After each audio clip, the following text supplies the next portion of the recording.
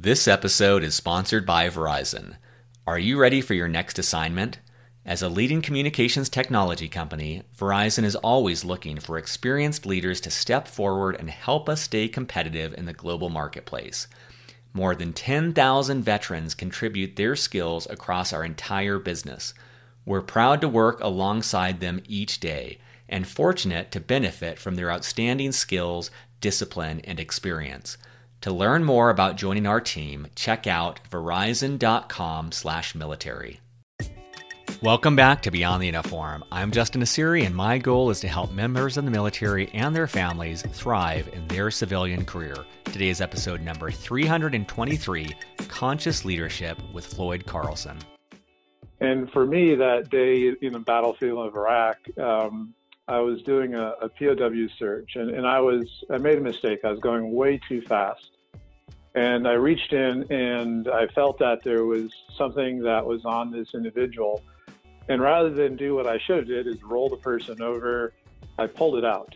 And when I pulled it out, there was this long cylinder black tube with wires hanging out of the top. And I heard that distinct sound of a round, coming down in the tube, that thud sound. And I remember the only conscious memory I had at that moment was, wow, I just killed myself. While Floyd has had an impressive 13-year career as a sales executive at Cisco and now as an executive and team coach, in this interview we talk about the work that Floyd does with military marriages. He's been married for 36 years, and one of the aspects that he does in his work is help members of the military and veterans in their relationships. Because as he's seen, and as you can imagine, members of the military undergo a lot in their relationship that most people don't have to deal with. Things like leaving for a deployment and being away and then coming back and reintegrating with a family. So he helps couples improve their marriage, and much of what we discuss today also helps veterans be more effective in their working relationships. We cover a lot of ground in this conversation. We talk about tactics that can help any listener improve their most important relationships, whether that's marriage or workplace. And we talk about leading as a conscious leader. As always, at beyondtheuniform.org, you'll find show notes with links to everything we discuss in this episode, as well as 300 other episodes similar to this. Maybe not the same. This is pretty unique, but other free resources to help you in your civilian career. So with that, let's dive into my conversation with Floyd. Well, joining me today outside of Minneapolis and Minnetonka, Minnesota, my guest is Floyd Carlson. Floyd, welcome to Beyond the Uniform. Yeah, thank you, Justin. It's great to be here. I wanted to give listeners a brief background on Floyd. He's a corporate sales executive at CRR Global, which is a coach training school. He also works as the president and executive and team coach at Relatance. He served in the U.S. Army for 13 years, originally enlisting in the Infantry, going to ROTC, and then serving as a company commander and a Management Information Officer. While on active duty, he also obtained his master's in Management Informational Systems. And after the Army, he worked at Cisco for over 14 years, most recently as the Director of Operations supporting sales. He is the author of the book Conscious Leadership in Action, and he's been married for over 36 years. Floyd, anything to add or amend to that bio? No, gosh, I was taking a trip down memory lane as you were talking about it. The 14 years in Cisco, had a chance to live in Belgium, so that was just a phenomenal experience getting to work with multiple cultures. Mm.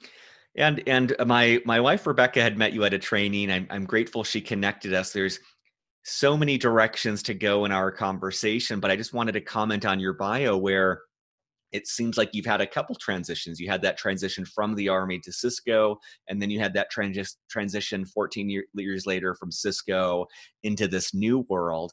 And one of the first things I wanted to ask about is, it does seem, you wrote this book on conscious leadership. It seems like that journey started all the way back when you were in the Army in the battlefields of Iraq. Could you share a little bit more about that journey and where this thought of conscious leadership came from? Yeah, absolutely. So during Desert Storm, you can imagine a lot of different things are going on. And there was a particular situation or that came about, and I kind of call this the epiphany. What is that game-changing story? And it could be something major, it could be something even minor, but what is that story that helps to be your epiphany that changes your life? And for me, that day in the battlefield of Iraq, I was doing a POW search, and I made a mistake. I was going way too fast. And I reached in and I felt that there was something that was on this individual. And rather than do what I should have did is roll the person over, I pulled it out. And when I pulled it out, there was this long cylinder black tube with wires hanging out of the top. And I heard that distinct sound of a round, coming down in the tube, that thud sound. And I remember the only conscious memory I had at that moment was, wow, I just killed myself. And my body responded as though, I actually had did that. Talk about shutting down, systems starting to shut down.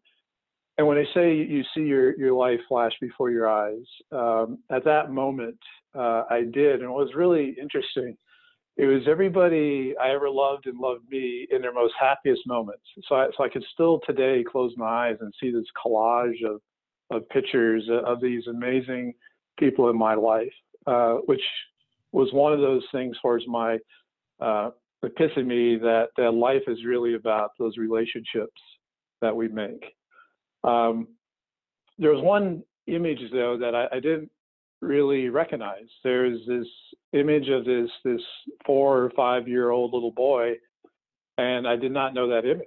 What was interesting is at the time, my spouse, Ellen, she was pregnant with our first child, didn't know the sex. I just had the picture of the ultrasound that I kept in my helmet, and every day, I'd be looking at that and going, gosh, I just can't wait to see my first child into the world. And what was really interesting is 4 years later, he looked identical to the image I had seen on the battlefield, 4 or 5 years earlier. And I knew, wow, what a spiritual experience. And that really was the catalyst to start me on this conscious journey of, hey, there's more to life than just titles, possessions. It's really, how do I show up to the world differently? Mm-hmm. And so that's what really was the catalyst, that epiphany that started this journey down conscious leadership, that there was another way of being other than just being caught in ego and things like that. I love that story. And I know that you prefaced it by saying that we have these moments and some of them may be major and some might be minor. It sounds like your experience, I mean, that's a pretty extreme circumstance of a near-death experience that just cranks the volume to 15 and gets your attention and gives you this moment of clarity. And I'm wondering, for those of us who haven't had that brush with death, and actually many of our listeners probably, likely have, but for those of us like me who haven't had that extreme of a moment, any advice on how we gain clarity or identify the moments that might be meaningful, but not nearly as extreme as the story you just shared? Yeah, so I'm going to give another example of my life. So I had this incredible leader, and I write about him in the book. He's one of those 5 leaders who I'd work for again in a heartbeat. And we still today meet every month. Matter of fact, I had a conversation with him yesterday, and we were out at dinner. And I was working for him. Was this in the military or from Cisco or? This was in Cisco. So okay, thank you great. that question. Yeah. So this is a civilian an example. And, he said, hey, Floyd, you got all the skills, you got all the talents, yet I haven't seen you move to that next level. And so when I talk to my coach, he definitely lives by that example, have a coach, continuous improvement on himself. My coach asked me 2 questions. 1, do you feel worthy? And 2, do you really want it? And I was like, wow. So talk about somebody holding up a mirror to you and going, asking those powerful questions. And that was another game-changing moment for me, because at that point, I was like, wow, when I looked in the mirror and I asked myself that question, I came back with no as the answer. So I was like, wow, I need to even dig deeper into what is it that's holding me back? Is it, what limiters are there? Was that a bigger no on, because those are two powerful questions. Do you feel worthy and do you really want it? Did you get the sense it was like an emphatic no to both of those, or was there one piece of that was like you were realizing was the limiting factor? Yeah, so to me it was both. So when I looked in the mirror at both, I was like, gosh, do I really want that position that bad enough? And first voice that came up said no. Yet I've been striving for that. Everything I've been doing has been setting me up to get that next position. And then also the question about worthiness. Sometimes, and maybe you're familiar with this term, the imposter syndrome. We get to a certain level, and that can be a limiter that gets in our way. It's like, do I really have the skills and talent at this position to be doing it? And wow, when I step up to that next level, there's even more expectation. And again, when I asked that question in the mirror, not literally in the mirror, but when I asked that stuff, reflected on it with journaling, it came back no. Yet I use both of those as a signal to, I even want to go deeper into the work of being conscious to understand what's getting in my way. Why is it that, I might be feeling that imposter syndrome, or I'm not enough at that moment? And through my coaching, I find that, some of those beliefs that we picked up from childhood are still running us today. And that's one of those powers of what, working with somebody can help you to unfold is, what are those limiters that are getting in our way? And so the epiphany moment was, I want to change the answer to both of those to yes. And what was great is I doubled down and I was doing more journaling, more focus, and really being conscious. What is the energy I want to bring to this? And lo and behold, 6 months later, the opportunity comes available and I move to that next position. So it demonstrated by doing the work and being conscious what I really wanted, which wasn't this. I didn't want to be saying no in the mirror to myself. I wanted to be saying yes to both. And so that can be an example of that, another epiphany, a game-changing moment. And if we think about our lives, it could be somebody gave us advice at one time, some mentor or a coach or somebody we know, a parent, a grandparent, somebody mentioned something to us, or we admired something they did in their life. And when we looked at our life, it became that moment of, wow, that was a game changer for me. They told me this, or I had this powerful insight, and that changed my trajectory.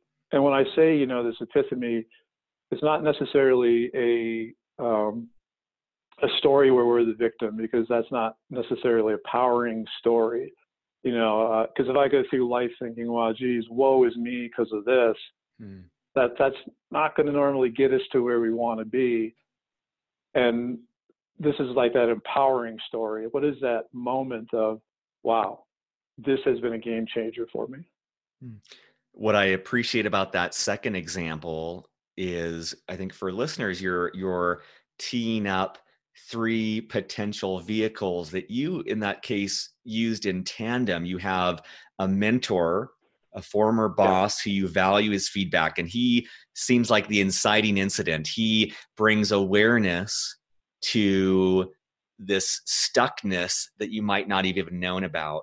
But what I love even more, like what I appreciate even more about that story, it wasn't like you had the answer then, and that answer came through these other two vehicles of journaling, a form of self-reflection, of dissecting, of diving deeper, and working with an executive coach, which I've worked with one for years. Listeners know I'm a huge advocate of this, but having that external perspective, having someone asking questions, pointing out blind spots, maybe shining the flashlight on an area that you can go deeper into in reflection or journaling or whatever vehicle works for listeners. And I agree with you. And I think that what I've found too is that many of the times these things that hold us back, they really do date back to when we were very little, assumptions that we made as a child or strategies that we adopted that make sense in that moment of being a small child trying to, survive literally in the world.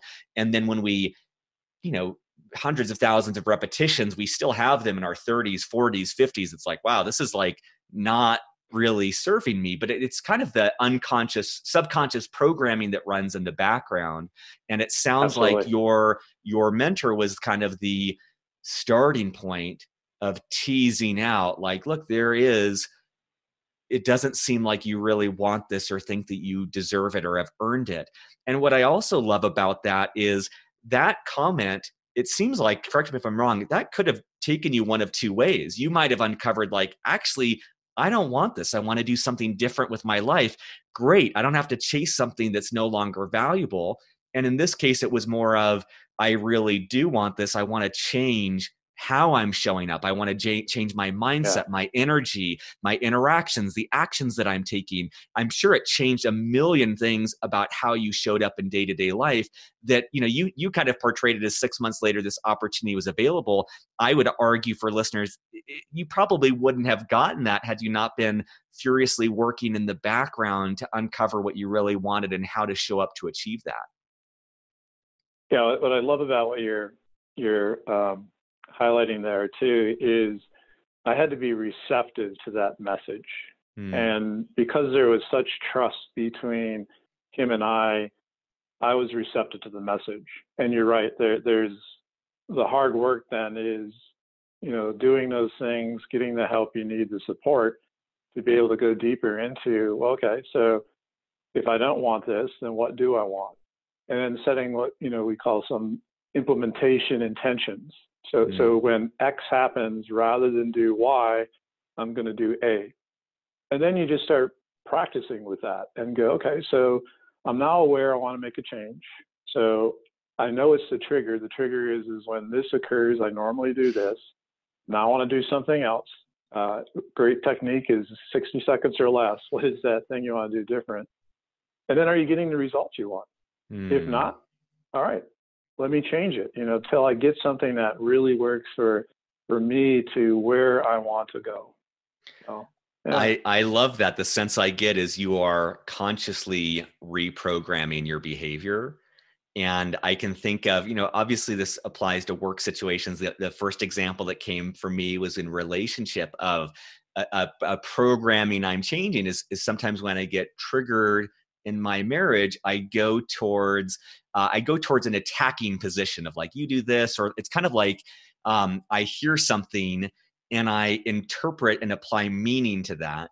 And the way that Yeah. I've tried to change that is like when I get there, it's like, can I immediately go to a question? Can I immediately go to curiosity rather than feeling certain that I know what's going on for her and why she's saying something? Can I instead think of some question to be an investigator? And what I found is usually what I thought was going on has nothing to do with what's actually going on. And if I can catch myself and ask that question, it leads the conversation down a completely different path than if I was just like, oh, she said this because she thinks I'm an idiot or whatever is that's going on in the background. But I love that you're saying that. You're literally retraining yourself. That knee-jerk reaction, you're reversing to be more conscious and to choose something, to choose an action rather than just react from that subconscious programming. Yeah, a lot of times we have, what happened, so imagine the two circles, and this comes from Landmark, some of their coaching techniques is you have these two circles, you have what happened, and then you have the story. Mm. And we love to live in that story, Mm-hmm. so he said this to me, she did this to me, and we make up these stories and we're living into that. But then the question is well, what's really the fact? Mm-hmm. What really happened? Somebody said this. It could mean a million things. They could have 1,000 things on their mind. It really comes to what's the story we're making up. And what I love about your story is you found a technique of let me be curious. What's a question I can ask that's going to change the outcome? Because the one thing that's a constant is we can change ourselves. We can't change others. Mm-hmm. And once we change our energy or how we show up, it's so magical to watch. You know, it's, so we change how we're showing up with somebody, and we're asking that question. Well, let me be curious. You know, they're saying this. Let me go to that curious question. Wow, we start to see incredibly different results show up. Mm-hmm. So thank you for that example. Yeah, of course. And so just to, I feel like there's a lot more. We may come back to your transition to Cisco, but let's actually maybe jump ahead a little bit. If you ran into a fellow Army veteran or someone in the Air Force on the streets and they said, Floyd, what do you do for a living? How do you answer that right now? Yeah, thank you. So right now I'm doing multiple things. So I'm going to kind of just bucket it. So first thing for CRR Global, you know, so again, this is another transition I just did within the last 2 months. An opportunity came about, and what's been always fantastic is all my opportunities from when I left the military have all come from my network. You know, so I can't highlight how, and I'm sure on your program you talk about how important the network is. And through my network, this opportunity came to become a sales and business development lead for CRR Global. And what this company does is they do leadership and coaching training for individuals and also into companies. And so that's part of what I do today is I talk to companies about, hey, what if we brought this training in to help your leaders make that transition? Which goes right to, you know, the core of my book about how do we make a conscious learning, conscious leading, doing something different, and the impact that has on people. Also, my role with this company, I do front of the room leadings of the workshops that we do for public. So that's how I got a chance to meet your spouse. And I'm also part of their certification staff. So if somebody wanted to further their skill set, I support them along that journey. At the same time, I've also created my own company to do consultancy and coaching. And there, I'm coaching executives, coaching business partners, teams, and also relationships. You know, so one of my passions is helping, you know, military couples reintegrate. So imagine, you know, you have the couples going along in the canoe, and one member of the relationship deploys. And then, you know, it's going to be rocky for the person left behind. And it'll start to, you know, kind of even out a little bit. And now the person comes back from their deployment and they're back in the canoe, and gosh, you know, it's rocky again. So being able to, you know, support veterans in that situation to just help them with their relationship. And this brings in a lot of John Gottman's work. He has the 7 principles of an effective marriage, even Gary Chapman's work, you know, the 5 love languages. And bringing in, you know, these tools from CRR Global, wow, that really makes a difference in relationships. And so that's the other big thing I do. Plus, I volunteer some time to do coaching of service members. I feel like I love those choose your own adventure books growing up. And I'm seeing the decision tree here of I'm curious to learn about your work at Cisco. I'm curious to learn about how you jumped off into this world of going from a massive established company to making a bet on yourself and starting your own company. Yeah. But the one that I'm going to choose to go down first is I'd love to delve more into this thought of military marriages. And it's something we haven't really talked about on the show. About 60% or more of our audience is still on active duty. And I'm curious to learn from you, like what have you seen in these? You've worked with many different couples. Like what trends do you see? Maybe it's specific to one active duty member and a married to a civilian or a non-military member. What trends have you seen? Yeah, so I remember when I came back from Iraq, and I know the service has made a lot of enhancements to helping, you know, with this integration, which is fantastic to hear. But I remember, you know, our chaplain saying, "Hey, things are going to be different. Good luck." Mhm. So that was like the advice we had. And wow, yeah, things are definitely different when you come back. And so as I work with couples, some of the things that are constant is, and I'm going to lean into John Gottman's work. So he talks about 69% of all issues that relationships have are what we call perpetual. And a perpetual issue means something like, how do we handle finances? One person is an introvert, the other one is an extrovert. How do we want to be with family? So these are perpetual issues that just constantly come up over and over and over. But because And they're uniquely, I please. mean, and I'm guessing they manifest as like they sprout up as like it seems like 1,000 issues, but 500 of those issues really boil down to the same core problem, which I hope for listeners is encouraging because it can feel like in work relationships, marriages, it can feel like there's 100 or 1,000 different problems. But it sounds like what you're saying is like these often distill down into buckets that if you solve that core bucket, it puts out all the tiny fires above. It kind of is it getting at the root of the problem that manifests itself in different ways. Is that fair to say? Oh, absolutely. And well said. I love how you're able to articulate that and see that. Because it really comes down to these perpetual issues are unique differences in our personalities. And because these are going to be constantly there, coming up over and over and over, how do we handle that is really where the success comes. If we can dialogue around it, because we may never solve it, and perpetual issues tend not to get solved, yet if we can dialogue around it, and realize, hey, we're having that discussion again, and just have ways of how do we want to work through that, that's where I see relationships really, thrive. It is, yeah, gosh, it's that finance thing is coming up again.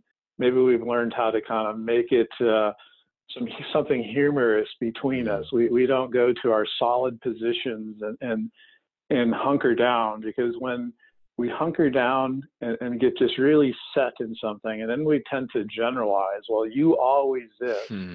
Wow. Then from Gottman's work, the four horsemen, the toxins start to come in, and that's blaming, and that's stonewalling, pulling back. It could also be, cynicism, and some of these, really, if that continues over and over and over, that's when relationships start to have challenges. And for those just not yeah, familiar with John Gottman, I had learned about him first at business school. We had did casework on this where I forget the stats, but it was John Gottman would videotape couples, and he came up with, correct me if I'm wrong on this or if I'm misremembering, but basically he was able to predict with an absurd level of accuracy, like 90% or something like that, whether or yeah, not a couple would remain married based on minutes of footage, like based on a very small sample set of data.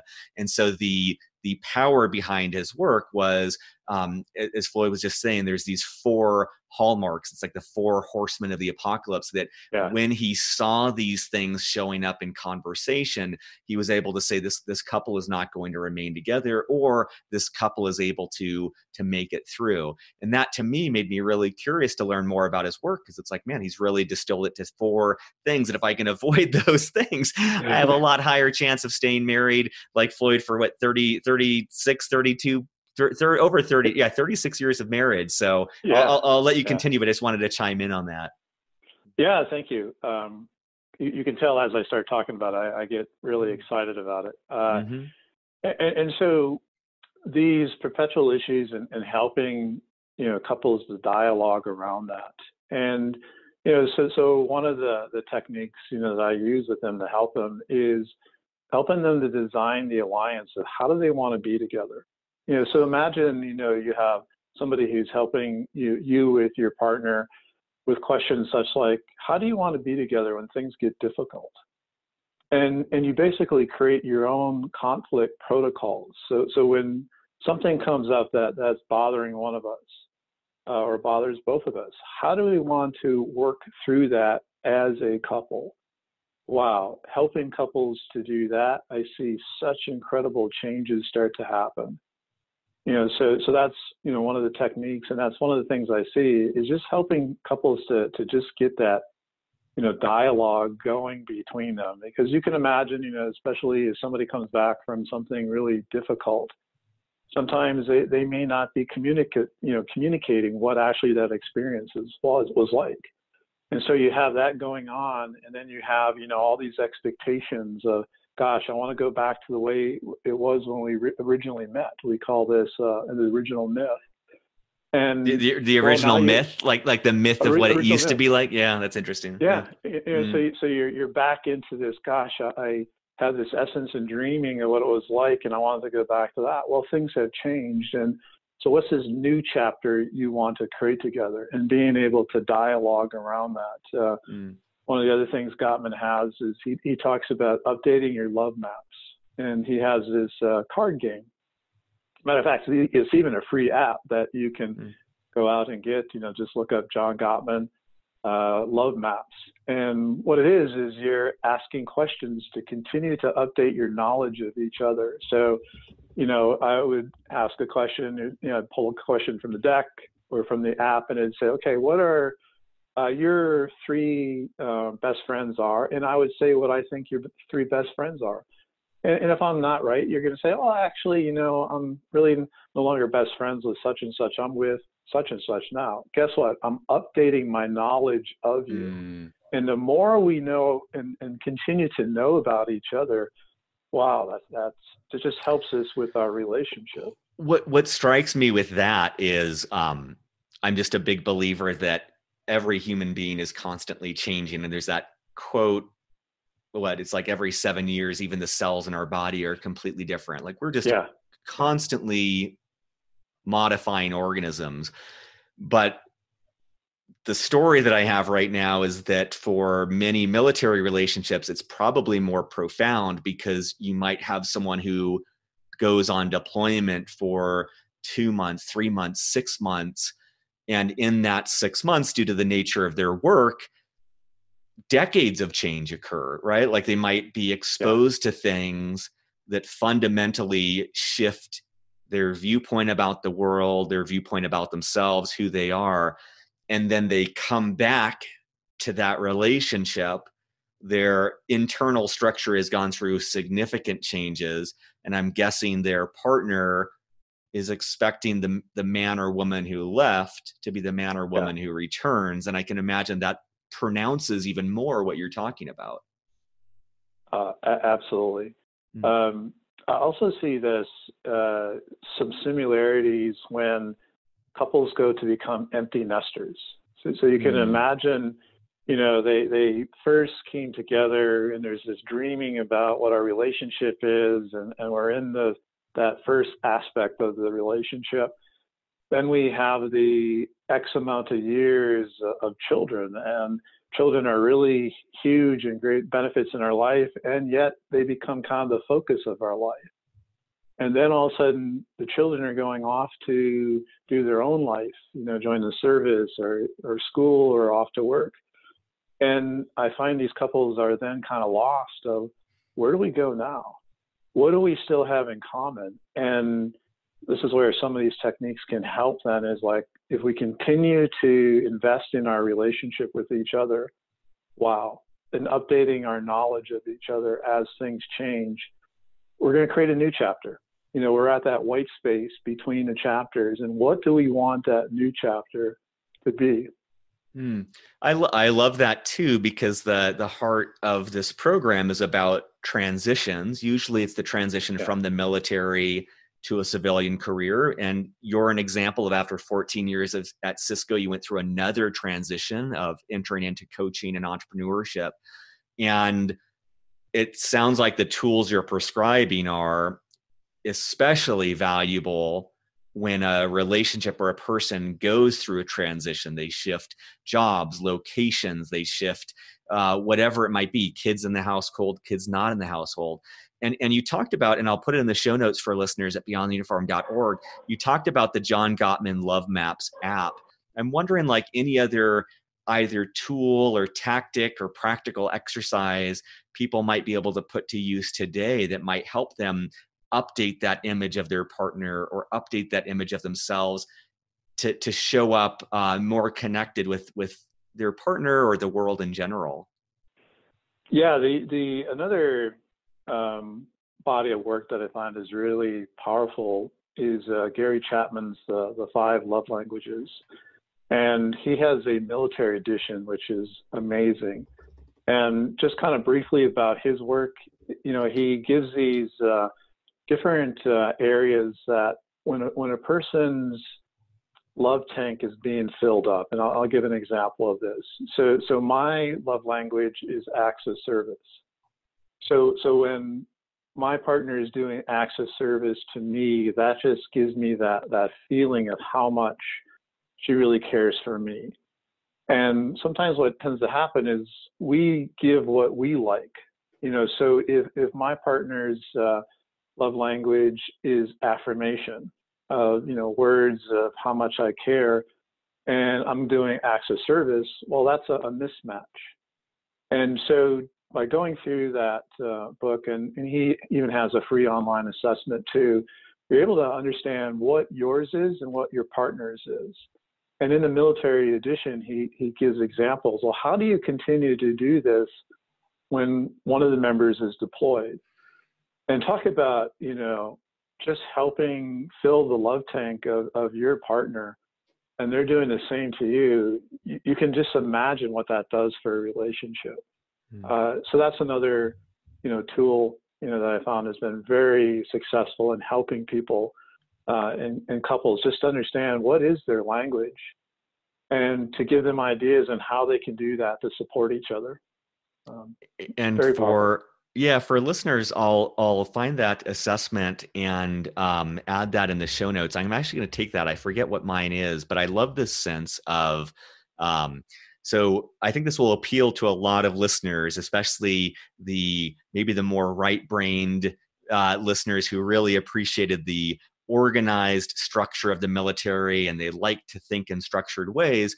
I think that Gary Chapman's work does a very effective job of saying, look, there's basically 5 ways that we communicate love to others. Yeah. And we have, just like we're right-handed or left-handed, you have an innate preference to, like, when someone gives you one of those 5 ways, one of those ways just makes you feel so much more alive and so much more nourished and so much more like filled up. I think that's a great way of saying it, like you said, Floyd. And what's great is it's like we often assume that everyone is like that. And so what you're saying is we'll often show up in a relationship and say, like, look, I really like physical affection, so I'm going to give you physical affection. That makes me feel loved. You're going to feel loved by that. Or I really like it. Like, I think it's words of affirmation. When someone just says, Justin, you're so caring, you're so great. It's like, oh, I feel great with that. So I'm going to be really positively affirming. But that might not be delivering the wallop to the other person that it does for us. And so understanding that, and I think that's great too, even in a work context. I can see how if you understand that one of your employees or team members really values acts of service, giving them a gift card or giving them some sort of gift, that's different than if it's like the praise. And if the person's more motivated by praise, giving them a physical gift, it's not going to have the impact you're wanting. So I think what you're describing is broadly applicable both in and out of romantic relationships.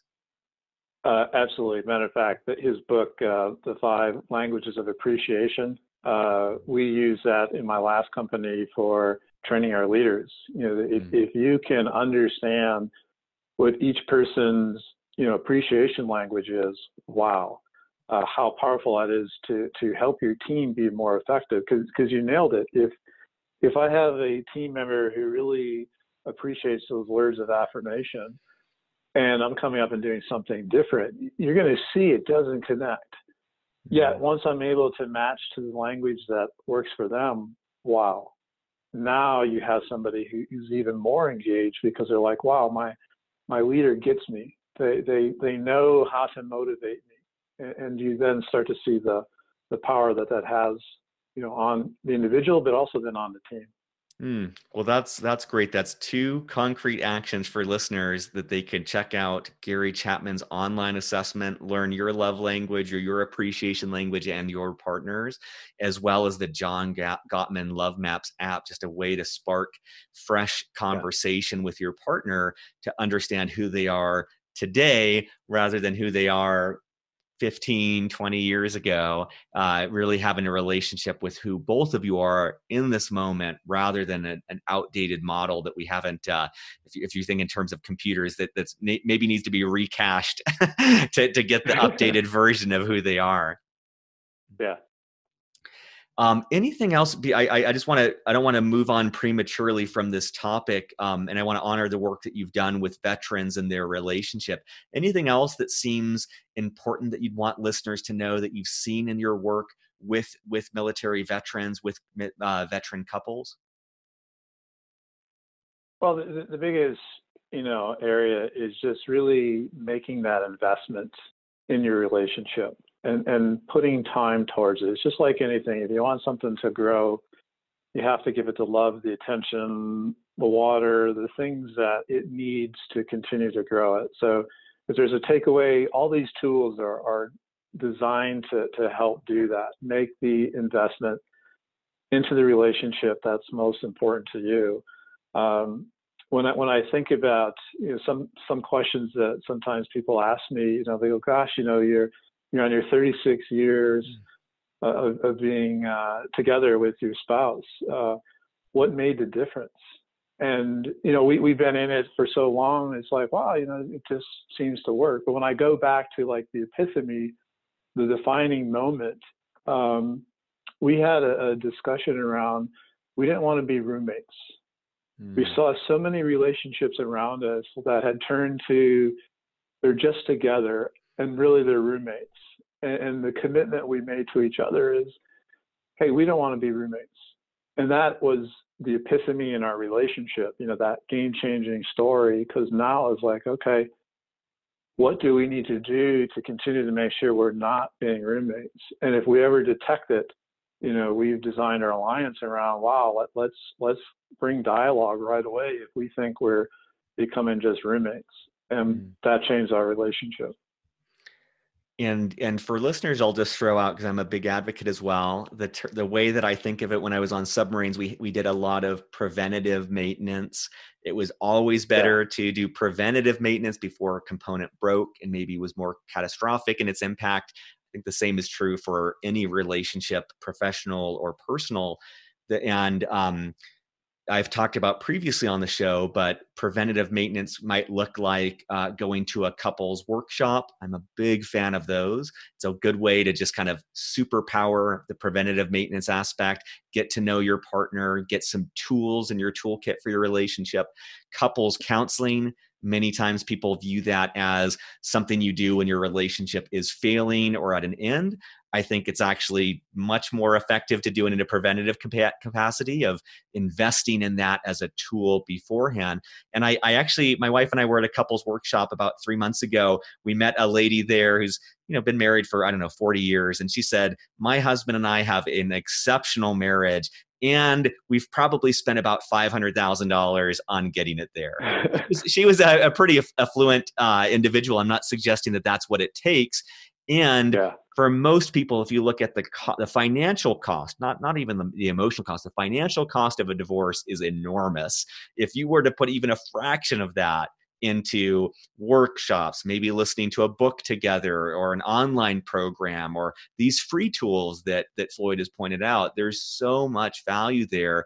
And I just like to talk about it because I think oftentimes it's stigmatized that if you do any of these things, it's a flag that something is wrong or that something is out of sorts. And I think it's exactly the opposite. It's a sign that you're just nurturing and nourishing something that you want to thrive, rather than rubbing the paddles together and doing the whatever that defibrillator is that brings someone back to life.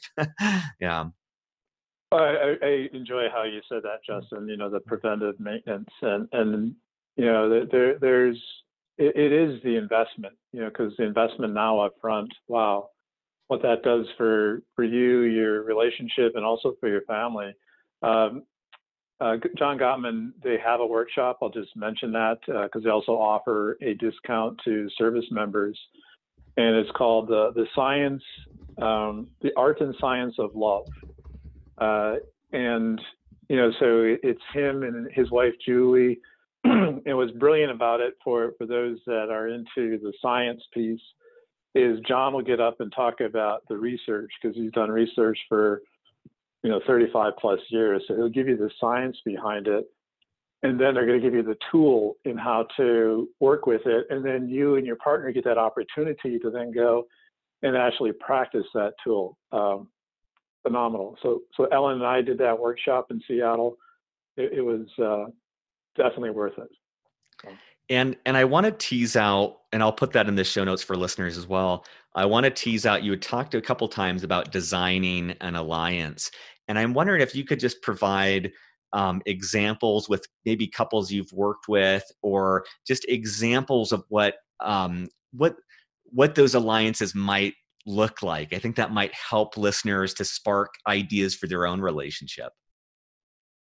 Yeah, so the designing alliance, this can be done with business partners, teams, couples, and it becomes a living guide for how do we want to be together. So that there's two components to it. It's that culture or atmosphere we want to generate, and then the accountability of how we're going to make it happen. And so, as a coach, some questions that I would ask to help generate that and create that is, if you and your partner are in front of me right now, I'd be saying, okay, so what is the atmosphere or culture that you want to create being together? And then we're going to go with and start building, what does that look like for the two of you? Then I'd come with a question like, so what would make this relationship of the two of you thrive together? And then you're going to have those things, that you're going to highlight, wow, this is what would make us thrive together. Then there's that question I had talked about earlier. So when things are difficult or challenging, how do you want to be together? And there, couples start to create, what would that look like? And then we're going to create some protocols around that. When I say a protocol, it could be, hey, when this happens, maybe we have a code word, or we're going to call a timeout, whatever it is. But we want to be in dialogue if we have conflict, rather than do what might happen. One blames the other stonewalls and walks away. And there's that, that could be what's in the relationship today. But it's really designing, how do we want it to be going forward? And then comes that key question is to make this happen, what are you going to be accountable for to each other to support that? And now the commitments come, and it's then living up to our commitments in the relationship that we've just created, and this then becomes our guiding principle. Now, something new might come up.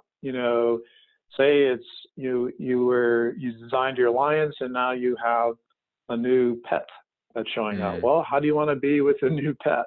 You're going to add that to your alliance. Wow, you're bringing home your first child.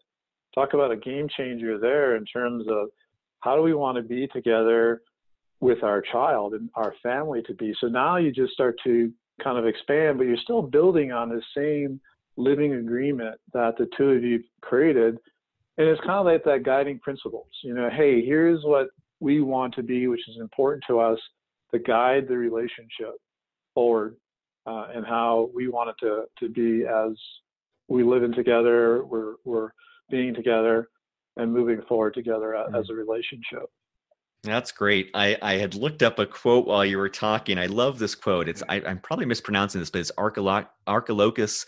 He says, "We don't rise to the level of our expectations. We fall to the level of our training." And what I appreciate about what you're talking about is your training. You're like doing repetitions to establish a new behavior. It's the same thing that people do in martial arts. You're like literally training that when this happens, you respond in this way, and you're drilling and re-drilling and re-drilling. Or in any sport, you're doing the same thing. You're building that muscle memory. And I love that too, because there's room for failure, there's room for experimentation, but it's trying to change the way. Like another quote I'd heard from one of our couples therapists was, I think it's something like every 1 minute of argument requires 9 minutes to repair it. And so, I really like efficiency, and it kind of helps me shift where I'm like, man, if I am just a total asshole for 5 minutes and we're arguing, that's going to take 45 minutes to repair that. I don't want to, not waste that time. And so what you're describing in uncovering the culture you want in your relationship, how you want to the agreements you want to have in place, those do take time. And yet, until those are in place, you're going to continue to make the same mistakes that cause, conflict and take time to repair. So it does take time to save time. And what you're describing are concrete ways that listeners can move towards establishing the bumper bowling in their relationship to keep things out of the gutter. Absolutely. I had one service member mention to me one time, and it was our third session. And he said, "Hey, I don't know what you're doing to us, but we don't seem to fight anymore." And so, well, I'm not doing anything. I'm just asking you questions and helping you as a system, a relationship, define how you really want to be together, and just doing things that are going to promote that positivity, which is something which, Gottman talks about from what he saw in his love labs from that 35 years plus of watching couples is a 5 to 1. So 5 positives to 1 negative. And that goes into the workplace too, because if you're in a work environment and it's all negative, wow. So as a leader or even a member in a team, how do we generate that 5 to 1? And when I say this as being genuine too, it can be something as simple as a smile or, acknowledgement saying, "Hey, thank you, Justin, for doing that."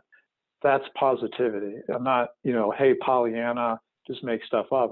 It's being genuine with it, but there's many ways you can do that in your relationship. I love this one thing of always finding your other member in your relationship right.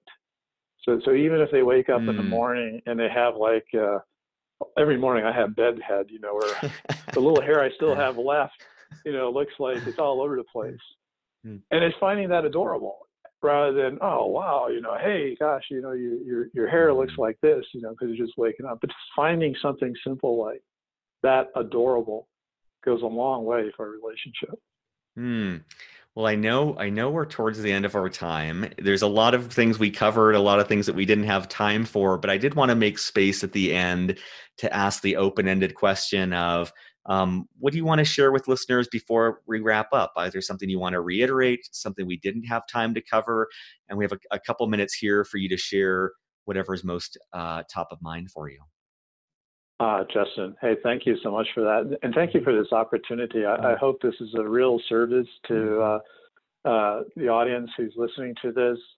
When it comes to some key themes, first one, I've had quite a few different transitions, from the military to different careers in the civilian world. I went from going into high tech, from high tech going into learning and development into coaching, also into sales. And what's been a real key there is 2 things. One is the investment in your network.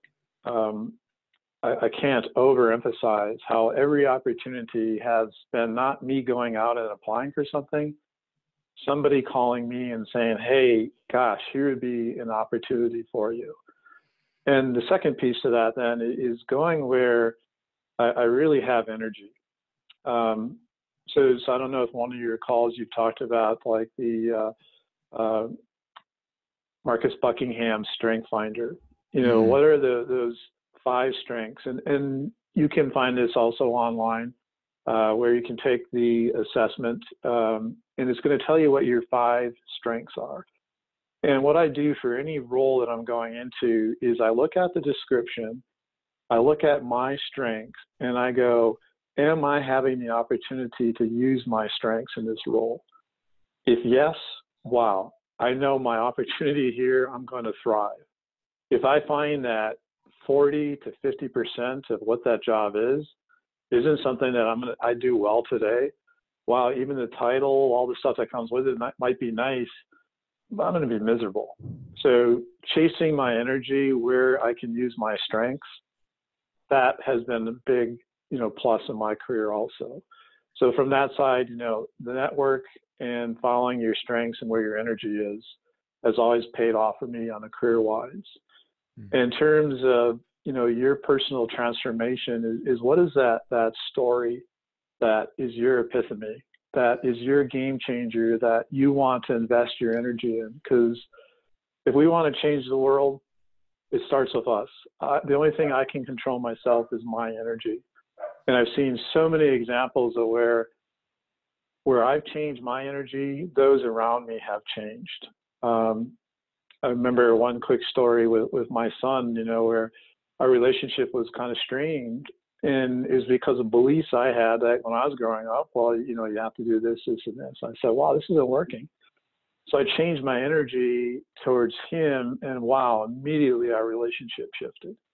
So changing our energy to what we really want. And part of that's awareness. It's just being aware, what is it I really want? I talked about this implementation intention. So here's the trigger. So rather than, when this happens, rather than doing this, I want to do this. And practice that to get, what do you really want? And hey, you might fail a couple times in that, but then finally you're going to go, wow, hey, that really then works for me. And now you have that new habit going forward.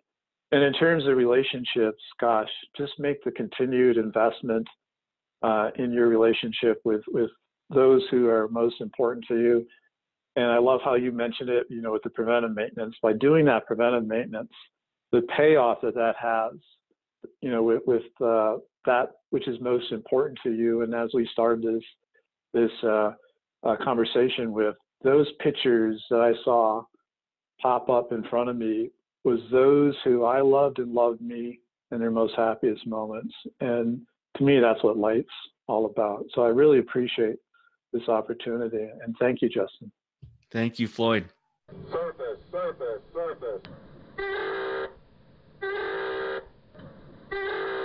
Thank you so much for listening. I hope you enjoyed this episode. Quick couple admin points. We release brand new episodes every single Monday and Thursday. Those are usually recorded about a month or so before they go live.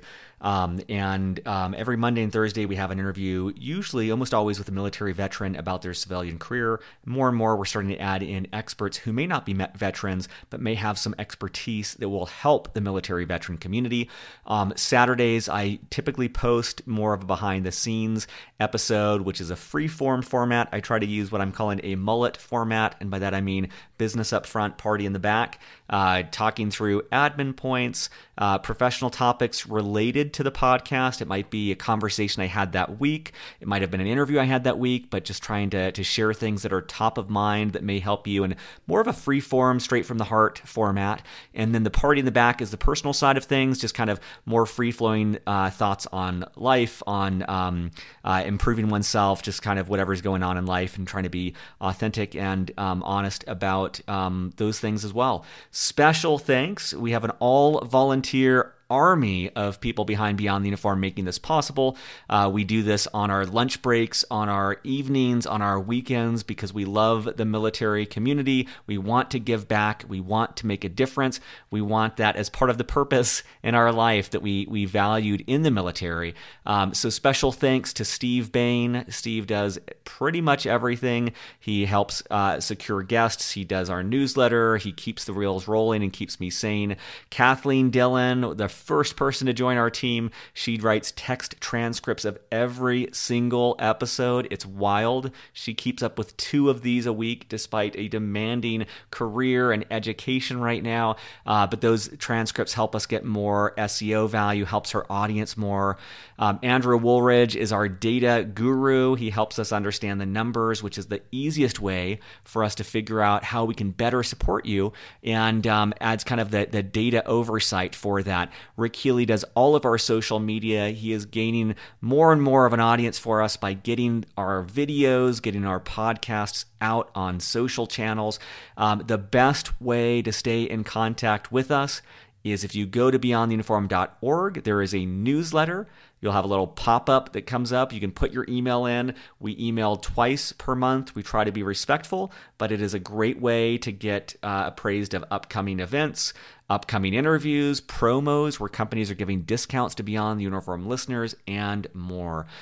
This does cost money to put on. We are committed to not charging veterans directly, and the way that we kind of offset costs is through corporate sponsors. So if you know of a company that would like to get in front of a military audience and their families, that's one way that we can both add value to our members, but also offset the costs of Beyond the Uniform and give us a little bit of budget to start expanding what we're doing. So that's the best way you can help us. If that's not something that you can do, a positive review on iTunes is greatly appreciated. Have a wonderful week. We will be back Monday, Thursday, and Saturday with more interviews. And keep up the listening. Take care.